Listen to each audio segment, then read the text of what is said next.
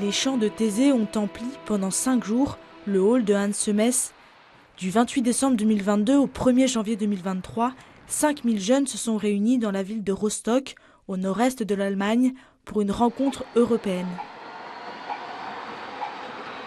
Chaque année, depuis 45 ans, entre Noël et le Nouvel An, la communauté de Thésée réunit des milliers de jeunes dans une ville d'Europe. À Rostock, cette année, ils sont venus moins nombreux, 5000 jeunes, contre le double ou le triple les années précédentes. Il faut dire que cette 45e rencontre est la première édition normale après 2 ans de crise Covid. Martina, venue avec ses amis en bus de Milan pour l'occasion, savoure davantage ses retrouvailles. Je pense que c'est encore plus beau parce que il y a, les choses comme ça, les réunions comme ça avec beaucoup de personnes, c'est dur à organiser, surtout récemment parce que les personnes sont un peu sceptiques et tout ça. Et du coup, je pense que après toute cette période d'être en clôture et tout ça, ce sera intéressant de pouvoir être encore avec autant de personnes autour de moi. Et pour cette reprise post-Covid, les frères de Thésée ont choisi une des villes les plus déchristianisées d'Europe, Rostock, où 17% de la population seulement est baptisée. Que ce soit pendant les mois de préparation ou durant la rencontre en elle-même, cela a permis de créer des liens avec les locaux, catholiques, protestants ou non-croyants. Le frère Richard nous explique la raison de ce choix. On a beaucoup hésité parce que c'est pas grand et puis c'est loin, il y a encore une fois un peu de chrétiens.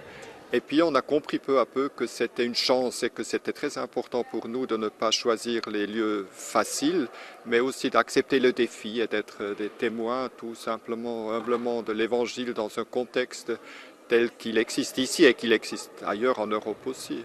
Un des autres défis de cette édition 2022, alors que la guerre sévit aux portes de l'Europe et dans divers pays du monde, les 5000 jeunes sont réunis ici autour du thème de la paix. Ils sont venus de 49 pays différents pour se rendre au rendez-vous. Certains ont même traversé une partie du globe, comme ce groupe de Coréens qui a fait le voyage exprès depuis la Corée du Sud. Je cherche la spiritualité, spécialement la liberté et puis l'amitié avec les jeunes des Européennes.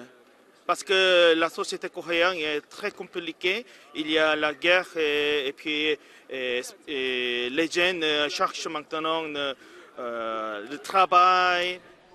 Comme beaucoup de jeunes réunis ici, Grégoire est venu chercher un peu de paix et de fraternité. Pour les 100 jeunes Ukrainiens présents, la question de la paix, mais aussi de la prière, est au cœur de cette rencontre. Alors que leur pays est touché par la guerre, il est d'autant plus important pour eux de nourrir leur vie spirituelle. Parmi eux, Sofia, Maria et Volodymyr sont venus de Ternopil. Tous les matins, ils se rendent à l'école Saint-Michael pour un temps de prière avec les autres jeunes.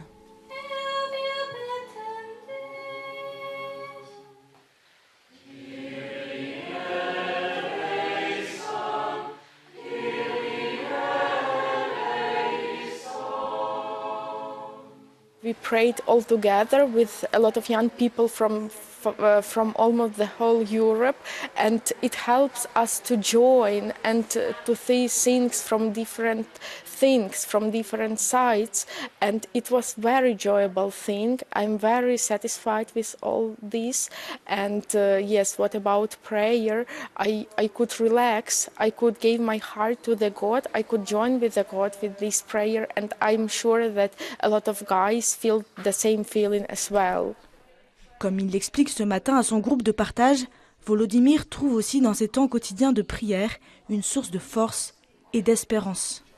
I had more hope because I meet a lot of religious people, each had a different part of Christian religion, but we all come together to pray for a lot of things, especially as the Ukrainian war with Russia, for a peace.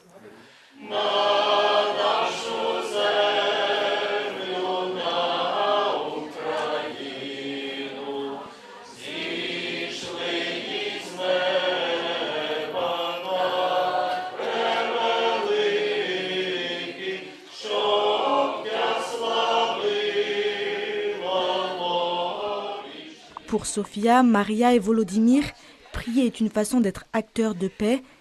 Cet après-midi, ils participent donc, avec d'autres Ukrainiens, à un atelier « Comment prier en temps de guerre » présidé par Monseigneur Dziurak, évêque de l'Église catholique ukrainienne d'Allemagne et de Scandinavie.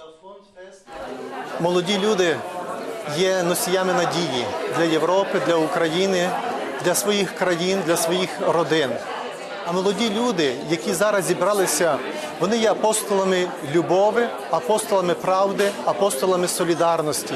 Це люди, які будуть будувати Європу завтрашнього дня.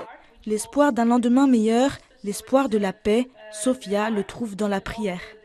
Отже, для того, щоб зберігати спокій, я люблю молитися зранку, адже під час молитви це час моєї розмови з Богом, і отже, тоді я почуваюся спокійно.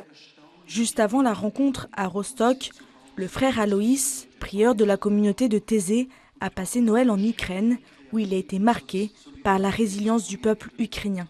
Ils ont célébré Noël, la joie a éclaté, vraiment la joie de Noël avec cette conscience, mais le Christ vient dans les ténèbres de l'humanité, le Christ est avec nous et je voudrais remercier là, le peuple ukrainien pour leur persévérance dans la foi, c'est un témoignage qu'ils nous donnent.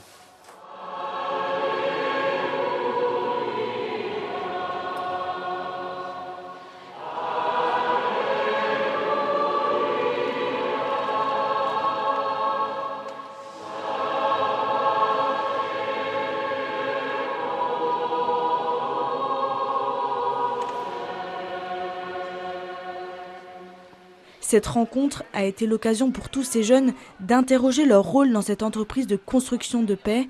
Pour Petra, foi et paix sont intimement liés. Religion and faith helps us to bring peace because we just talked about it in the morning Bible study that prayer helps us to, achieve inner peace, and if you have inner peace, you can share it and spread it around. Julius est venu de Hambourg, il s'est éloigné de la foi depuis quelque temps et, pour lui, être acteur de paix consiste d'abord à changer son regard sur l'autre. It requires inner work also, like people realizing that they have prejudice, realizing that they have emotions of maybe hatred sometimes in the strongest case towards others, and realizing them and trying to find different ways of coming in contact with other people, I think is a basis for peace, and I think this is what this meeting can be to people.